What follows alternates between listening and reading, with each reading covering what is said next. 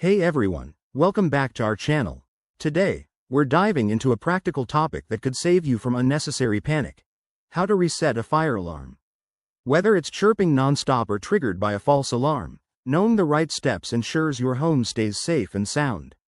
This is especially relevant in 2025, with smarter, more sensitive alarms becoming the norm. So, let's get started. First things first, safety is always the top priority. Before you touch anything, make sure there's no actual fire or smoke.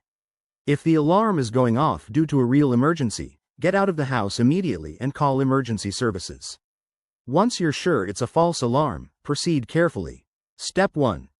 Identify the type of fire alarm you have. Most homes have either battery-operated or hardwired alarms. For battery-powered ones, start by locating the device, usually on the ceiling. Open the cover and replace the batteries with fresh ones.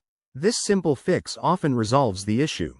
If it's a hardwired alarm connected to your home's electrical system, you'll need to turn off the power. Head to your circuit breaker panel, find the switch for the alarm or the room it's in, and flip it off. This prevents any electrical mishaps while you work. Next, look for the reset button on the alarm itself. It's often a small button on the front or side.